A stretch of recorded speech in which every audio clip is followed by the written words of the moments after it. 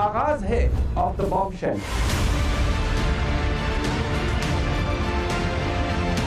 हम इस ऑर्डिनेंस को मज़म्मत करते हैं, हम इसको गैर कानूनी करार देते हैं और पाकिस्तान की मुआशी खुद मुख्तारी पे एक संगीन हमला करार देते हैं। ये पाकिस्तान की पार्लियामेंट की खुद मुख्तारी पे हमला है, पाकिस्तान के आइन पे हमला है। कुछ ऐसा इदारा होगा जो पाकिस्तान के आइन और पाकिस्तान के कानून से हटा हुआ है। आने वाली नस्लें भी IMF की गुलाम हो जाएंगी। वक्त आ गया है, विद ऑल ड्यू रिस्पेक्ट्स, हमारे पार्लियामेंटेरियंस इसको सीरियसली देखें। पार्लियामेंट प्राइम मिनिस्टर को तो फायर कर सकता है, लेकिन कोई मुल्क में ऐसा इदारा नहीं है जो गवर्नर स्टेट बैंक को फायर कर सके after this amendment. Money bill को ऑर्डिनेंस के जरिए नाफिज नहीं किया जा सकता। इमरजेंसी सूरत हाल के लिए हमें स्टेट बैंक के ऊपर कंट्रोल चाहिए। अपने हाथ क्यों बांध रहे हैं, मेरी समझ से बात। स्टेट बैंक की क्या उनकी इख्तियारात हैं, वो इख्तियारात आपके स्टेट बैंक उससे ज़्यादा मौजूद है उनके पास। ऑब्जेक्टिवली इसको एग्जामिन क्यों नहीं किया है, इस बात पे बहुत हैरान हूँ और परेशान। क्या प्राइम मिनिस्टर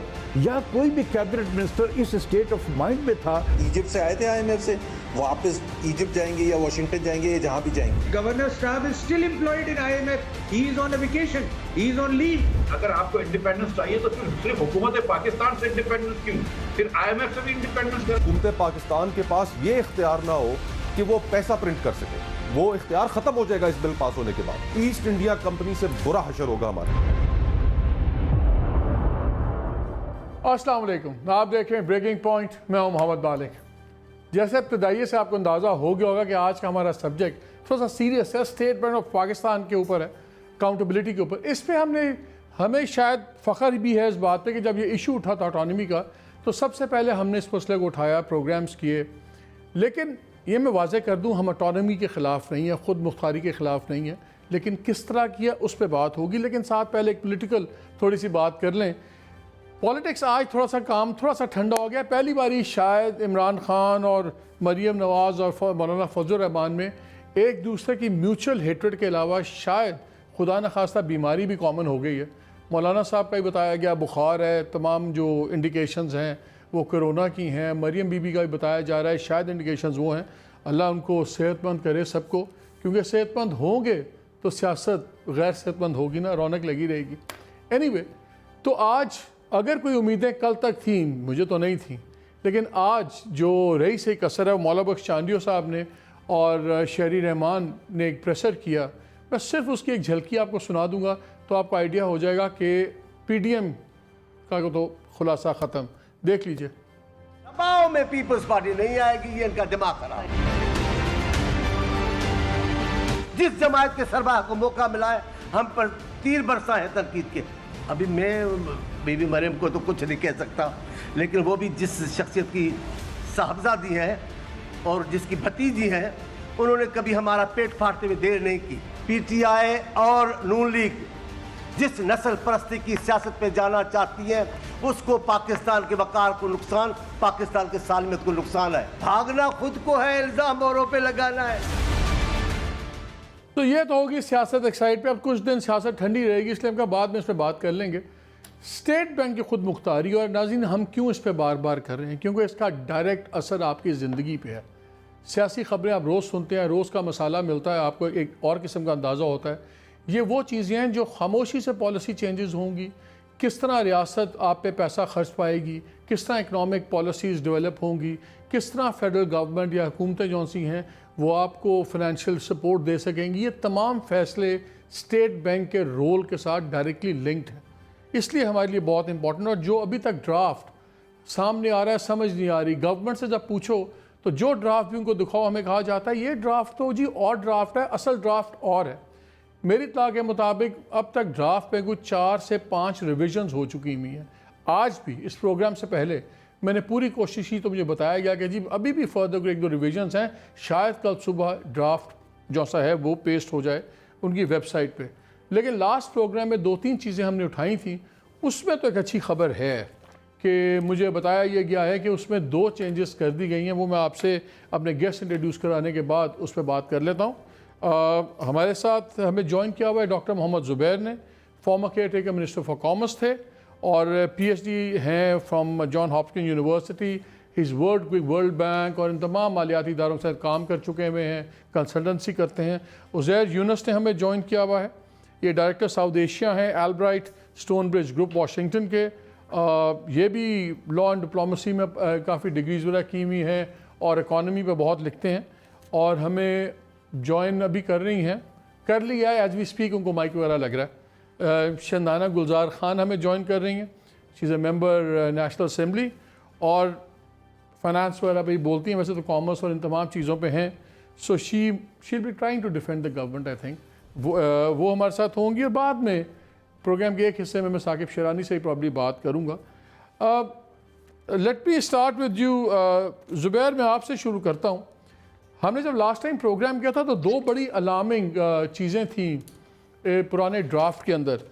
एक तो प्रोविजन थी 46B क्लॉज 7, जिसमें लिखा हुआ था कि जो स्टेट बैंक है बिल्कुल ख़ुद मुख्तार होगा कि आपकी जितनी इंफॉर्मेशन है, कॉन्फिडेंशियल इंफॉर्मेशन, पब्लिक और नॉन पब्लिक, ये किसी भी लोकल और बैन अल-अक़वामी इदारे को दे सकेगा और दे देगा। यानी कि बिल्कुल चाहे वो CPEC इंफॉर्मेशन हो, पाकिस्तान के स्ट्रेटेजिक इंटरेस्ट हों, इन्वेस्टमेंट्स हों, वो तमाम। I don't know for sure, आज मुझे बताया गया है कि उसमें अच्छी खबर है अगर सच है, आज मुझे बताया गया फाइनेंस मिनिस्ट्री के एक reference of a very senior officer कि जी वो उसमें अब एक अमेंडमेंट हम ला रहे हैं कि वो सिर्फ अप्रूवल ऑफ द गवर्नमेंट के साथ वो दे पाएंगे। अगर ये हो जाता है तो नथिंग लाइक इट। लेकिन बहस शुरू करने से पहले मैं 2-3 बातें आपसे सामने, अगर आप सारे इजाज़त दें तो करना चाहता हूँ कि उन्होंने अभी रज़ा बाक़र साहब ने, गवर्नर ने अभी इंटरव्यू दिया 1-2 दिन पहले प्राइवेट चैनल को दुनिया में, उसमें उन्होंने 2-3 बातें की, लेकिन मेरे ख्याल में वो फैक्चुअल इनकरेक्ट हैं, जो मैं आप लोगों से भी उस पर राय चाहूँगा। पहले ज़रा चलाइए शॉट गवर्नर साहब का, जहाँ पे वो बात कर रहे हैं अपॉइंटमेंट्स और सारा।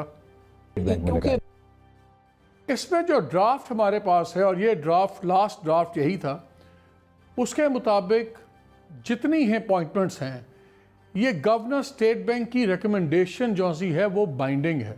ये बताएंगे कि डिप्टी गवर्नर्स कौन होंगे और कैसे वो अपॉइंटमेंट्स होंगी। उनको फिर उस जो ये पैनल सजेस्ट करेंगे उसमें से अपॉइंटिंग अथॉरिटी सेलेक्ट करेगी। तो ये तासुर देना जैसे ये लोग बाहर से आए हुए हैं, ये करेक्ट नहीं है। ये तमाम अपॉइंटमेंट्स बाय द गवर्नर हैं। जिस तरह प्राइम मिनिस्टर की एडवाइस बाइंडिंग होती है प्रेसिडेंट साहब पे, ये उसी ज़ुबान में ये कहा जाए, उसमें ड्राफ्ट में है कि ये on the advice of the governor. So basically governor की अपॉइंटमेंट्स हैं, फेडरल गवर्नमेंट की नहीं है। फेडरल गवर्नमेंट से नोटिफाई कर रहा है। सेकंड शॉट भी चला दें ज़रा उनका, फिर हम बहस शुरू करेंगे। वो बिल अप्रूव हुआ था, ये कोई ऑर्डिनेंस नहीं है कि पार्लियामेंट से पहले ही उनको पास कर दी गई। ये वो नहीं है, ये सिर्फ एक बिल है, पार्लियामेंट में डाला जा रहा है। यानी कि अभी इस पे डिबेट शुरू होगी। कोई चाहे, पार्लियामेंट चाहे कि हमने इसको दोबारा बदलना है तो वो नहीं बदल सकेंगे, वो इसको दोबारा भी बदल सकते हैं। और अगर एक्सपीरियंस के बाद कोई ऐसी चीज़ सामने आती है कि जिसका जो एक्सपीरियंस था वो अच्छा नहीं रहा, तो पार्लियामेंट के पास वो कैपेबिलिटी रहती है। जो स्टेट बैंक का एक्ट है, एक्ट की मेन बॉडी में मकासद लिखे ही नहीं हुए, प्रीएम्बल में एक वेग सी लैंग्वेज है। जी, very interesting answer here also, क्योंकि जो बात कर रहे हैं अकाउंटेबिलिटी की, जो बात कर रहे हैं कि जी ये अगर एक्ट दोबारा हो जाएगा, जब से बहस छिड़ी है तब से गवर्नमेंट के फंक्शनरीज और मिनिस्टर्स ने ये स्टांस ले लिया है, आप फिक्र क्यों करते हैं, जब बहस होगी तो तब देख लेंगे, शेर हासिल बहस होगी, चेंजेस होंगी, हो जाएंगी। तो फिर ड्राफ्ट अभी तक इतना खुफिया क्यों रखा हुआ है? जो कैबिनेट ने बिल का ड्राफ्ट अप्रूव किया हुआ है, वो अभी तक ऑफिशियली शेयर नहीं किया गया मीडिया से या किसी से। What is a state secret, ये तो शंदाना से पूछेंगे। तो ये कहना इतना कैजुअल एटीट्यूड, ये सिर्फ एक बात को साइड स्टेप करने की बात है। अभी आप फिक्र क्यों करते हैं? अगर फिक्र करने की बात नहीं तो भैया आप ड्राफ्ट शेयर क्यों नहीं करते हैं? सेकंड, थर्ड भी उनका ऑटोनॉमी वाली ले लें क्वेश्चन। ब्रिलियंट, परफेक्टली फाइन, बिल्कुल कोई एतराज़ नहीं है। सिर्फ अनफॉर्चुनेटली जो लैंग्वेज है इस क्लॉज की, जो ड्राफ्ट इसमें है, उसमें बड़ा वाज़ेह है कि स्टेट बैंक साल में एक बार अपनी रिपोर्ट पार्लियामेंट को दिया जाएगा अपनी अचीवमेंट्स के ऊपर, और उसके अलावा जब भी बैंक समझेगा तो पीरियोडिक आप ज़्यादा रिपोर्ट्स दे सकते हैं। उसका कोई कॉन्सिक्वेंस नहीं है, ये अकाउंटेबिलिटी नहीं है, ये इंटीमेशन है, ये इन्फॉर्म कर रहा है to the informing the parliament. उसके कोई कॉन्सिक्वेंसेज इस एक्ट के अंदर नहीं है कि अगर क्या होगा पार्लियामेंट्री कमेटी को अब जवाब दिया, नहीं, it is just informing the parliament. तो इसमें और अकाउंटेबिलिटी में ज़मीन आसमान का फ़र्क है। ये एक मिसलीडिंग कैप्शन है अकाउंटेबिलिटी, इसका होना चाहिए था इंटीमेशन टू द पार्लियामेंट। तो इसलिए अकाउंटेबिलिटी नाम की कोई चीज़ नहीं है। जहाँ तक निकालने का ताल्लुक है, अकाउंटेबिलिटी ये है कि इवन द अपॉइंटिंग अथॉरिटी, वो गवर्नर साहब को तब निकाल सकते हैं, एक लिस्ट है डिस्क्वालिफिकेशंस की, अगर डिस्क्वालिफिकेशन हो फिर तो आप अपॉइंट ही नहीं होंगे, लेकिन आप निकाले तब जा सकते हैं आफ्टर, अगर कोर्ट ऑफ लॉ के फैसले के बाद, और कोई डिप्टी गवर्नर या कोई और बंदा नहीं निकाल सकता अपॉइंटिंग अथॉरिटी जब तक गवर्नर रेकमेंड ना करे।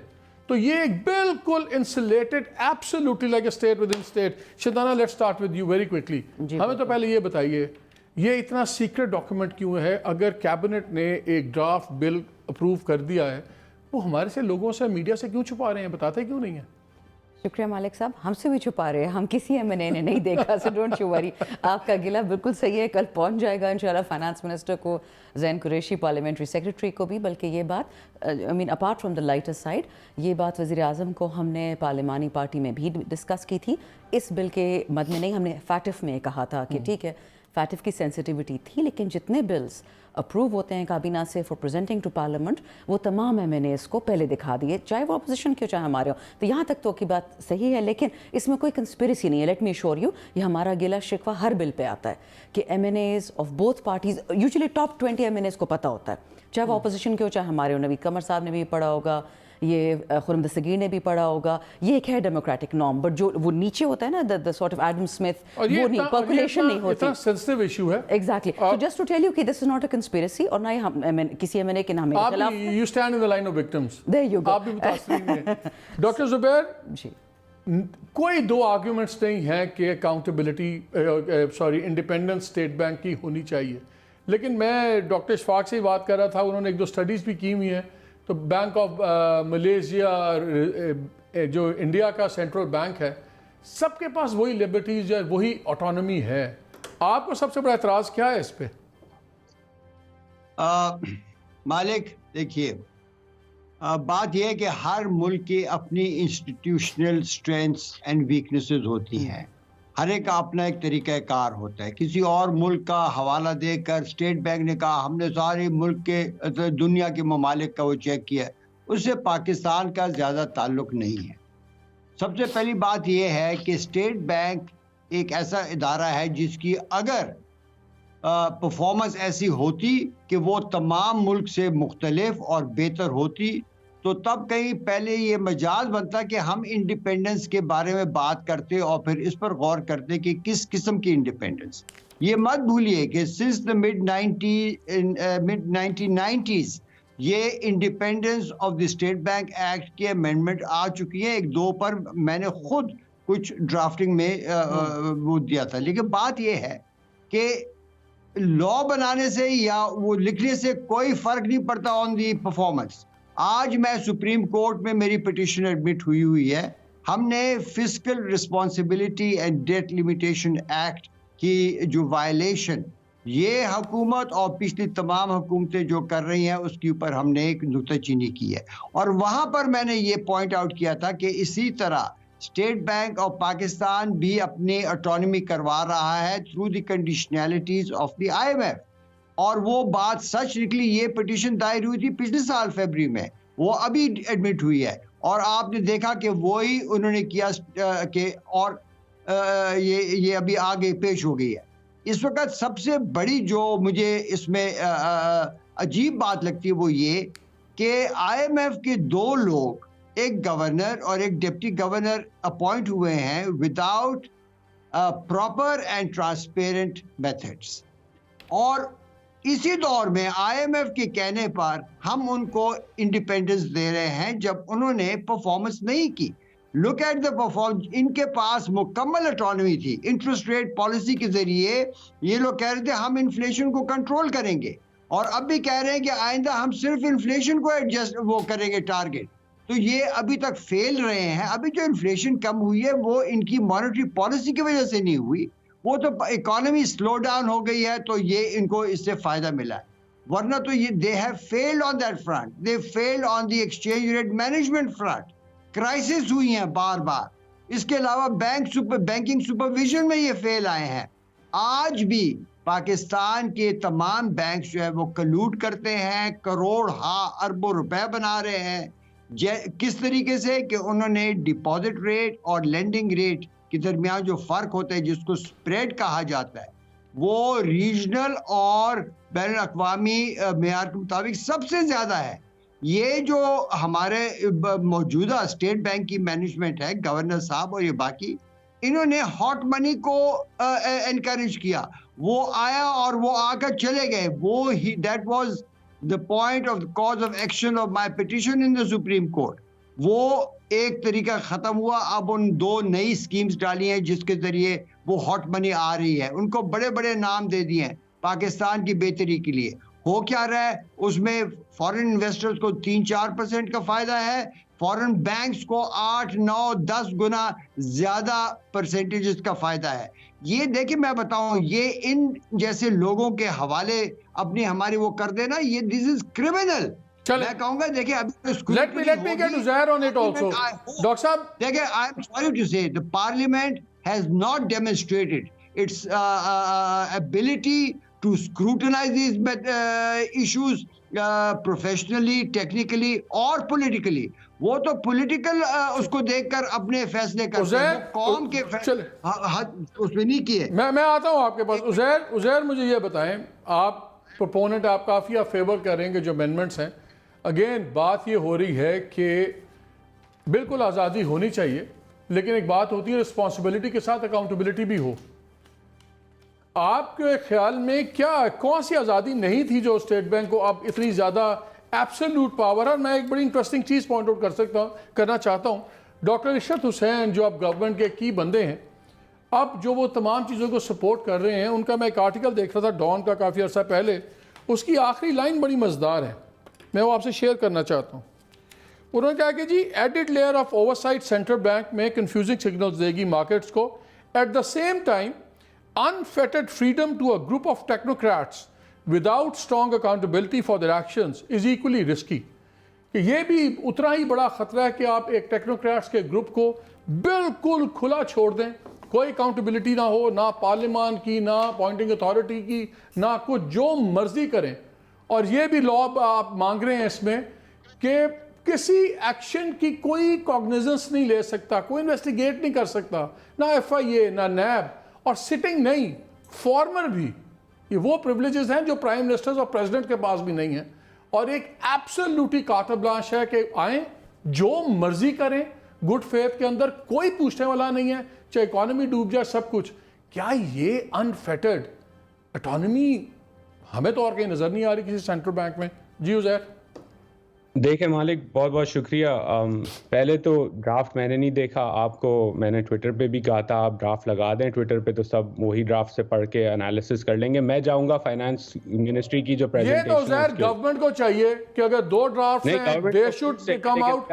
हम ड्राफ्ट मांगते हैं तो कहते हैं, मैं बता रहा हूं आपको, and I want it on record, जितनी बारी ड्राफ्ट मांगा है, कहा जी अभी इसमें कुछ अमेंडमेंट्स हो रही हैं, ड्राफ्ट बिल अप्रूव हो गया उसके कैबिनेट से, तो भैया फिर इसका मतलब है कि ये अप्रूव ड्राफ्ट में फिर चेंजेस कर रहे हैं। सो कैबिनेट ने जो अप्रूव किया है उसके बाद चेंजेस कैसे कर सकते हैं without sending it to the parliament? ये तो नहीं, तो देखिए ना, पार्लियामान के अंदर ही लेजिस्लेशन की अमेंडमेंट होती है, दैट्स द डेमोक्रेटिक प्रोसेस मालिक साहब। तो जब पार्लियामान में आएगा, भैया जो कैबिनेट ने अप्रूवल किया वही वाला ड्राफ्ट भेजे ना, कैबिनेट से अप्रूवल लेके फिर चेंजेस करके, या तो उसकी चेंजेस दोबारा कैबिनेट से अप्रूव करवाएं। नहीं, तो वो प्रोसेस है, प्रोसेस के अंदर कोताहियां हैं उनकी, नो डाउट अबाउट इट। मेरा पॉइंट सिर्फ ये था कि जो ड्राफ्ट आप पढ़ रहे हैं, मैंने वो नहीं पढ़ा, तो I will go through the finance ministry का जो प्रेजेंटेशन है जिसमें उन्होंने अपनी पोजीशन दी है, मैं उसको पढ़ के एनालिसिस करूंगा। पहली बात तो ये, अब मुझे पॉइंट्स 3 बड़े पॉइंट्स कंप्लीट करने दें प्लीज़। पहली बात ये कि हम जब कहते हैं कि पाकिस्तान एक बड़ा यूनिक कंट्री है, ऑफ कोर्स बड़ी यूनिक है, लेकिन यही यूनिकनेस देख देख के पाकिस्तान का जो 70 साल में मईशत का हाल हुआ है वो आपके सामने है।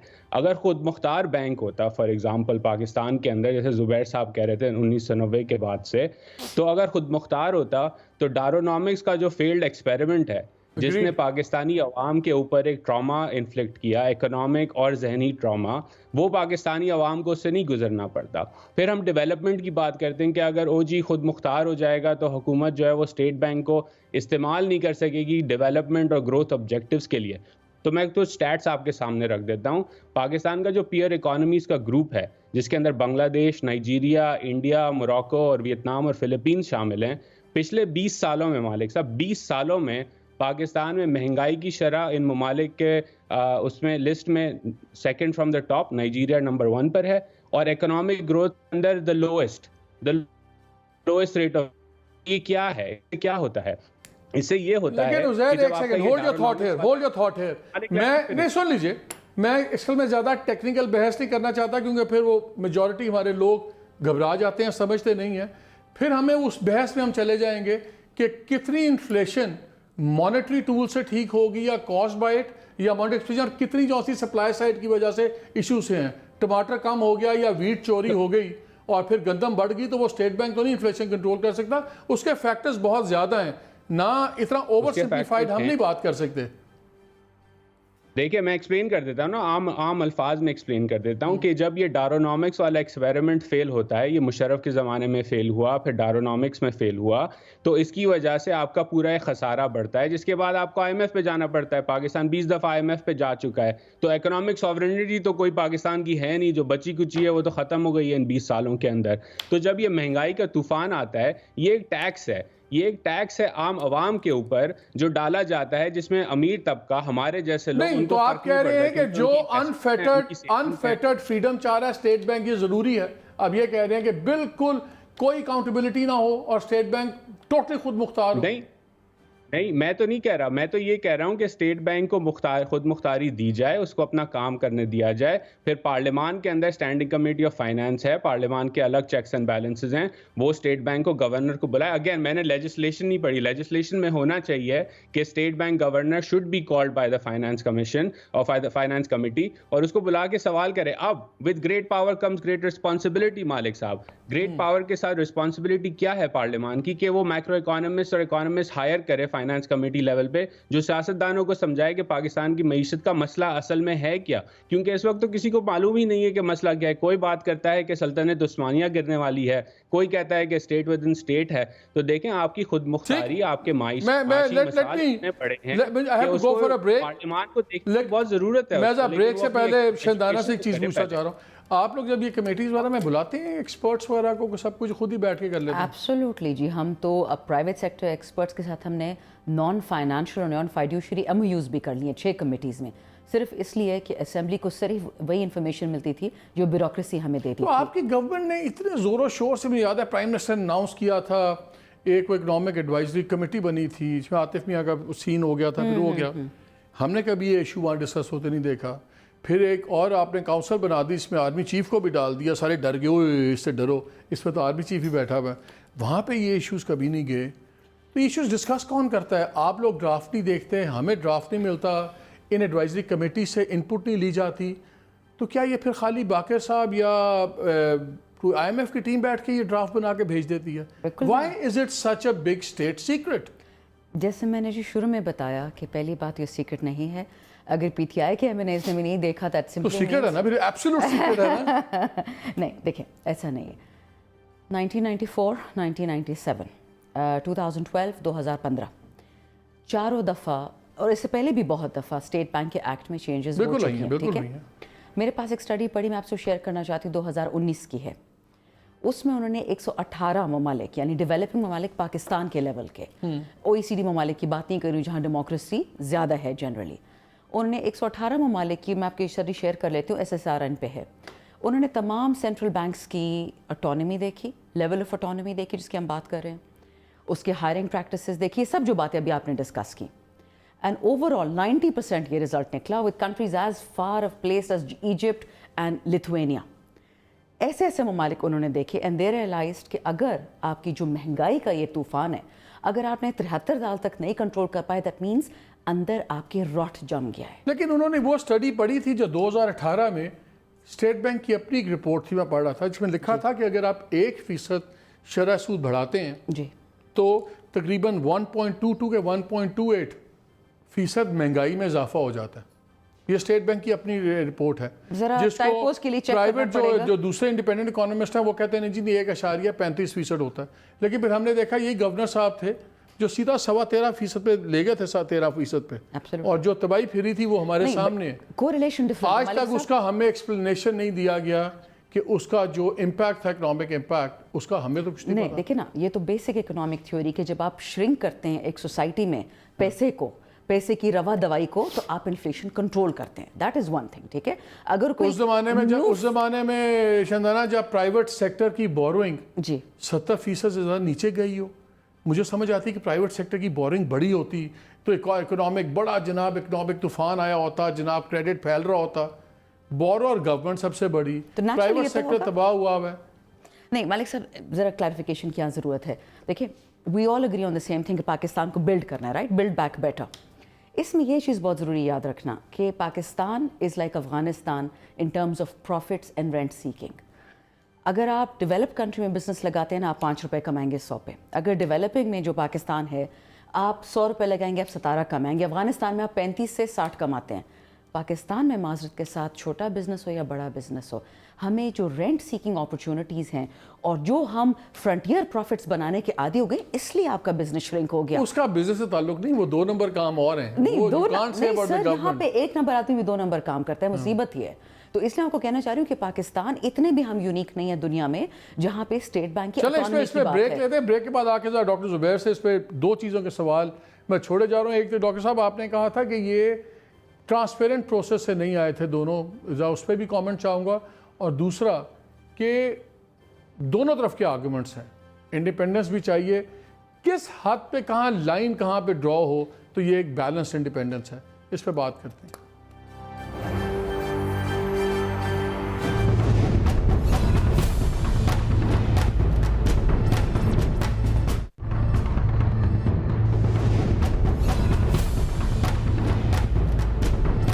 जी डॉक्टर जुबैर, टाइम थोड़ा है तो इसलिए विल मूव फास्ट। क्या आपके ख्याल में बैलेंस क्या होना चाहिए? What balance do we need? Will come to the balance. पहले मैं अपनी वो पिछली बात जिस पर आपने सवाल उठाया था मैं कह दूं कि देखिए, ये जो गवर्नर और डिप्टी गवर्नर की पोजीशंस हैं, ये ऐसी हैं जिनके लिए ये लाजमी है under the rules of business in Pakistan कि इनकी प्रॉपर एडवर्टाइजमेंट होती है, फिर प्रॉपर प्रोसीजर ऑफ सिलेक्शन। ये दोनों को बिल्कुल खुफिया तरीके से अपॉइंट किया गया। आज भी हुकूमत हमें बता दे कि किस तरीके से इनको अपॉइंट किया गया। फिर इन्होंने आकर ऐसी इंटरेस्ट रेट पॉलिसी अडॉप्ट की जिससे पाकिस्तान को और मकरूज किया। जब मकरूज कर दिया और हम IMF के सकंजे के अंदर फंस गए, फिर IMF ने कहा कि अब इनको और खुद मुख्तारी दी जाए। ये मैं बताऊं, ये एक ऐसा एक सिलसिला शुरू हुआ है कि this has to go through a proper.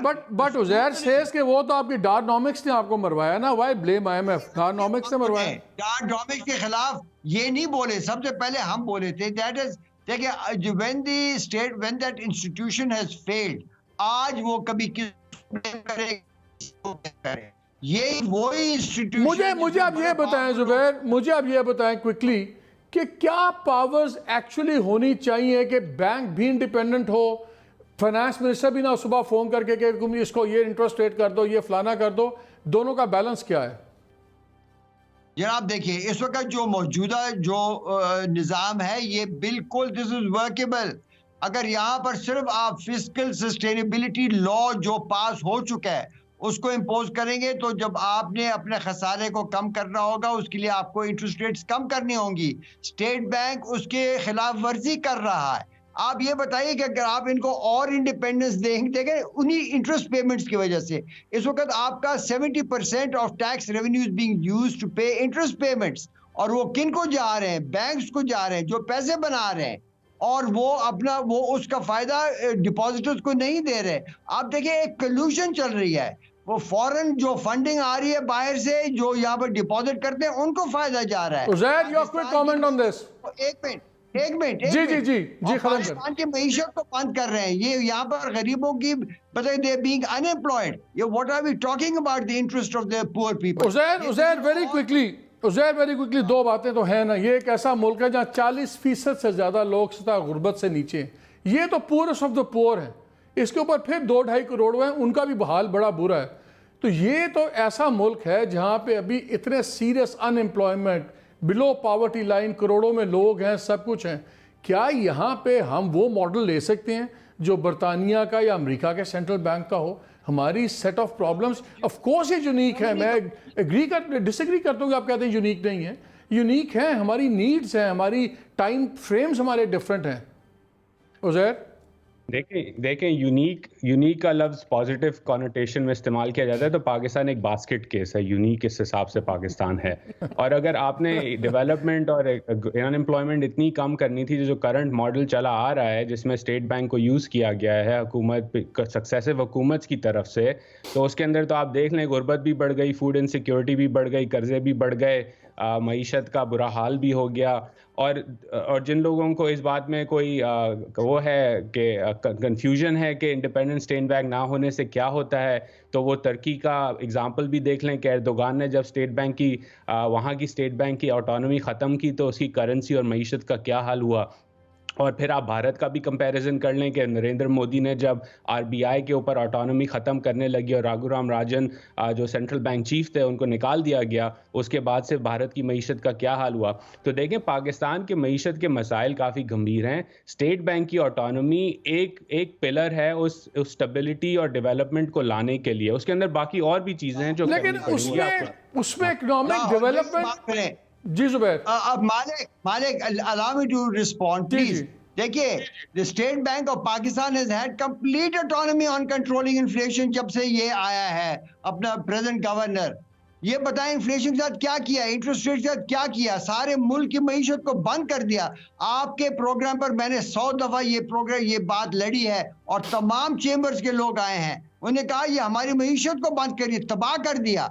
आप हॉट मनी के इशूज बताएं। This man is accountable. ये देखिए अकाउंटेबिलिटी पार्लियामेंट नहीं कर रहे, इसीलिए मैं गया हूँ इनटू दिस सुप्रीम कोर्ट। इंशाल्लाह अभी केस चलेगा, आप देखेंगे इनकी अकाउंटेबिलिटी होगी। एंड सबसे आखिरी मोस्ट इंपॉर्टेंट पॉइंट जो किसी ने नहीं उठाया कि ये है कि आपके जो स्टेट बैंक की जो पावर्स हैं इंटरेस्ट रेट की और एक्सचेंज रेट की, उसका बहुत बड़ा असर पड़ता है पाकिस्तान की बजट के ऊपर। अगर आप वो फैसले बजट मिनिस्ट्री ऑफ फाइनेंस और पार्लियामेंट के बाहर होने देते हैं तो आप बताइए मनी बिल की क्या हैसियत रह गई? उसकी तो कोई हैसियत ही नहीं रही। ये तमाम ये जो उसके ऊपर जो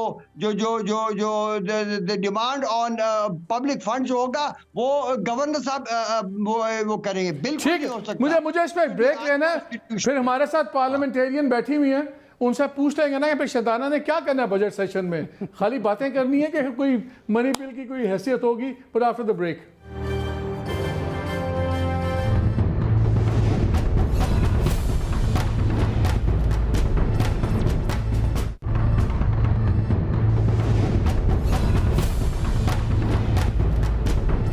जी वेलकम बैक टू। बड़ा थोड़ा time, I would like a closing comment. आप डॉक्टर साहब your first closing comment very quickly.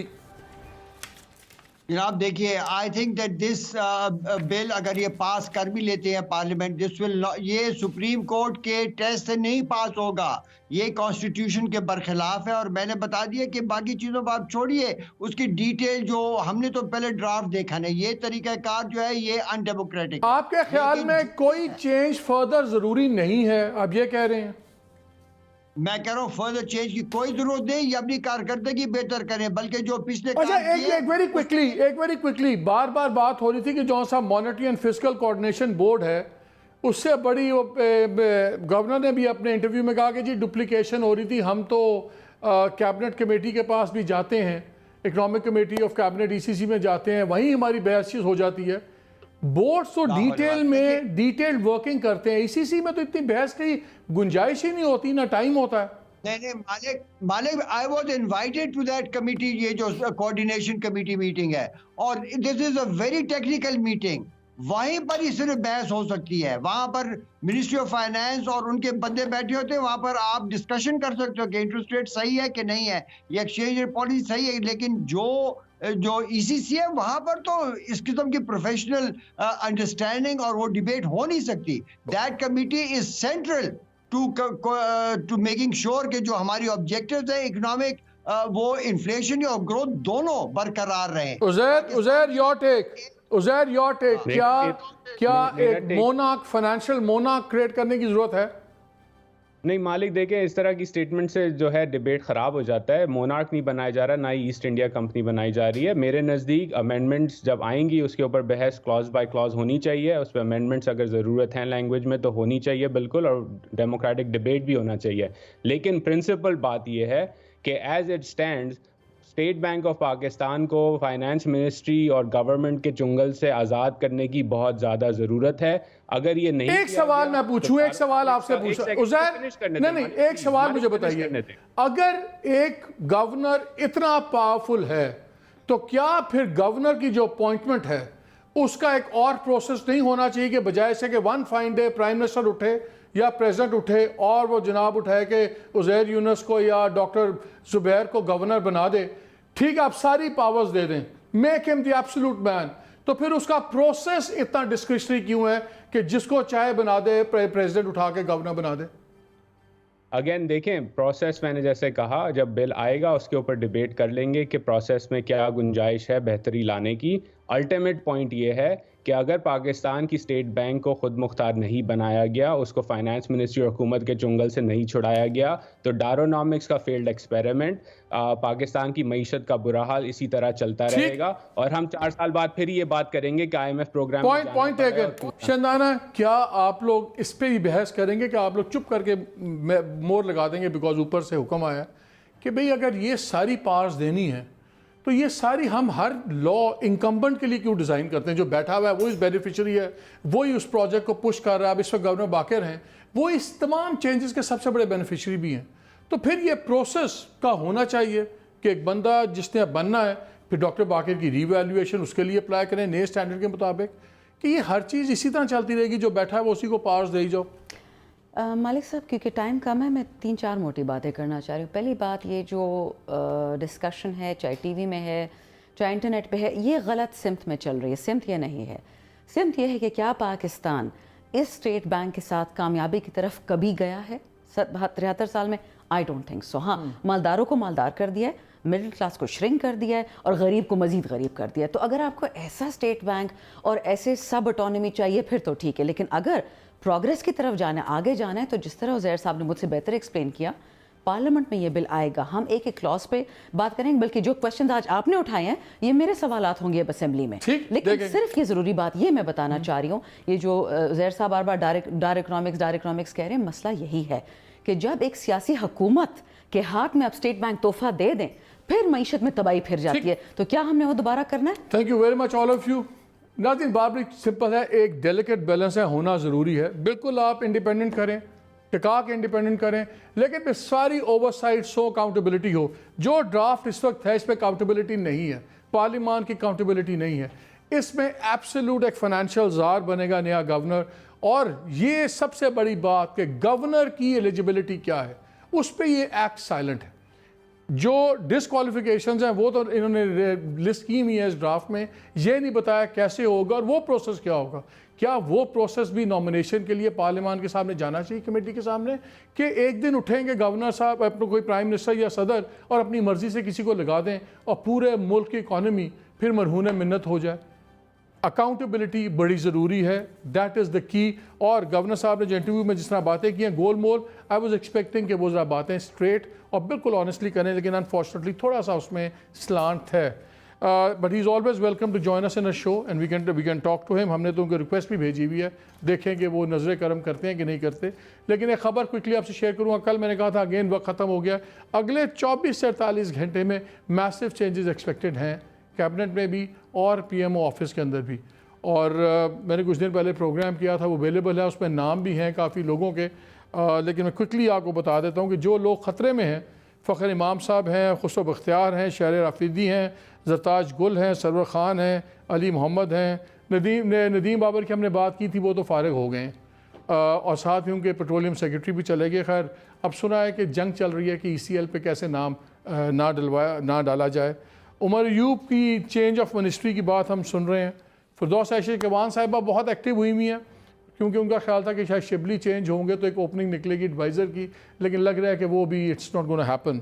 तो वो Fawad Chaudhry might be coming in. Petroleum के ऊपर एक खबर देता जाऊँ, बड़ी मज़ेदार है। पेट्रोलियम में सुना है नदीम बाबर के जाने के बाद प्राइम मिनिस्टर का इंटरेस्ट है कि शायद असद उमर आए, वो इतने कीन नहीं लग रहे, तो जुल्फी साहब का सुन रहे हैं कि वो काफ़ी कीन है। So love things are happening. और ये भी देखना है कि अगर आज़म साहब दाएँ बाएँ होते हैं तो क्या वो अपनी मर्ज़ी के चॉइस बंदे को दूसरे एक KPK के टॉप बंदे से रिप्लेस करवा पाएंगे कि नहीं। बड़ी चीज़ें हो रही हैं। It's a matter of Pathan versus Pathan, Punjabi non Punjabi, बड़ी चीज़ें हो रही हैं, फिर डिटेल में बात करेंगे। But the next 24 to 48 hours very important. इजाज़त दीजिए, अल्लाह हाफ़िज़।